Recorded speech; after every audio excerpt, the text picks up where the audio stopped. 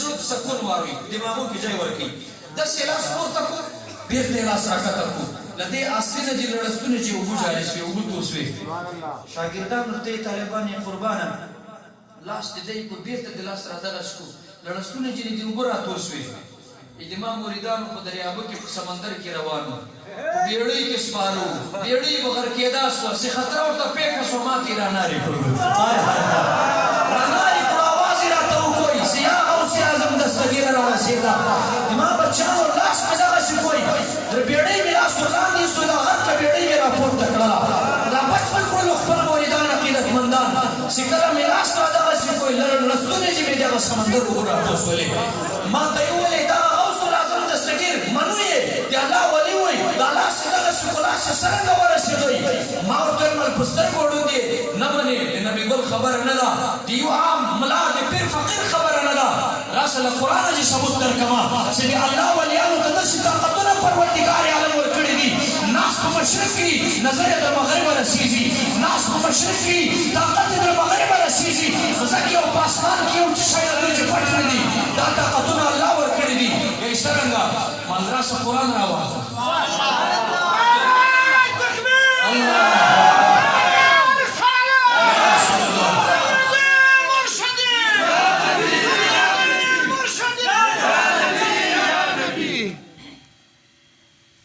قرآن راوړه یې څنګه حضرت سليمان پیغمبر ناستا دی الله تعالی کایسته پیغمبر ناستا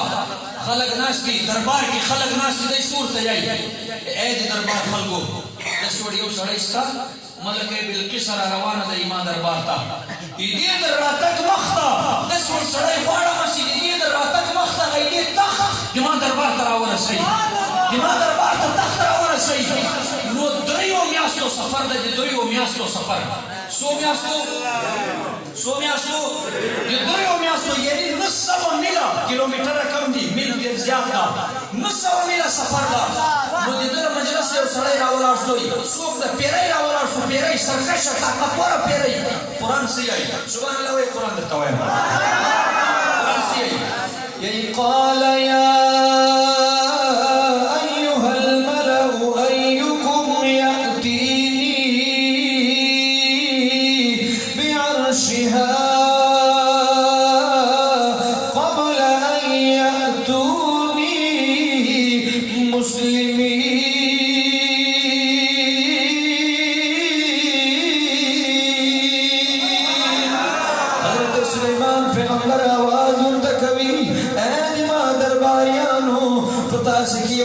سړی غواړم چې ملکه بلقیس د ما دربار ته لا نه را رسېدلې دې در راتګ مخته تخت دلته غواړم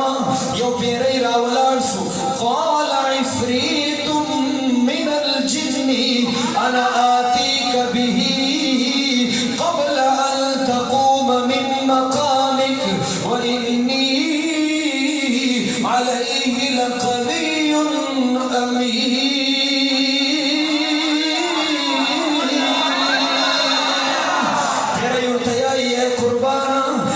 سرکش طاقتور پیریم کما ته اجازت راکې دا د تا مجلس په شاته ختمیږي تخت به زه مخته درته راورسوم زه طاقتور یم زه امانتدار یم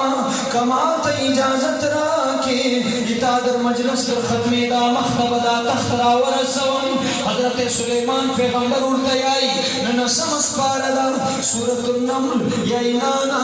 دا خو ډېر زړه ده در دغه یې مخته غواړم تخت در دغه مخته غواړم چې د دې مجلس کې یو سړی ناست ده د الله ولی ده آصف بن برخیه لاس یې راپورته کړو یې قربانه اجازت راکه ما ته اجازت راکه قرآن سیایي قال الذي عنده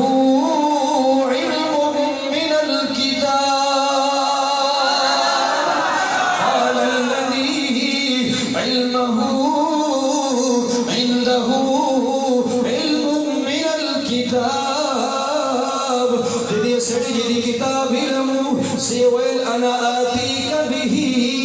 قبل أن يرتد إليك طرفك آدي الله نبي ما تخدای دومره شان دومره طاقت راکړی دا ډېری خو یایي چې د تا مجلس به ختمیږي بیا به تخت راوړم زه د الله بنده یم دا کمال خدای راکړی دا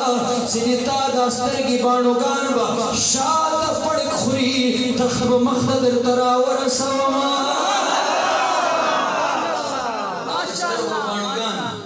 پړک باندې څومره ځانولي تجربه وکړي ما ته وګوري پړک څه شی دی دا پړک دی پوه شوې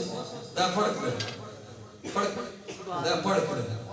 سترګې پټې کړي دغسې کړي دا پړک دی دا تا د سترګو وړاندې چې دا کوم پړک چې ده چې دغه په درمیان کې چې دا تخت کتاب قدمو کې درته کړه په دومره ځنډ کې په دومره ځنډ کې په دومره ځنډ کې بس دا د تا د سترګو پړک به وي تخت به دلته درته کېدم نو په ایمان راته وایه قرآن یایي قرآن چې د سلیمان پیغمبر امتي ده د ده عاشق ده د ده غلام ده د د دور ولي ده 3 میاشتې په مسافت په دومره سفر کې هغه دومره وزني تخت د سترګو در پړک مخته را رسولی شي چې د سلیمان پیغمبر د ولي دغه طاقت ده نو د محمد رسول الله په امت کې به د غوث العظم د غوث العظم به څومره طاقت وي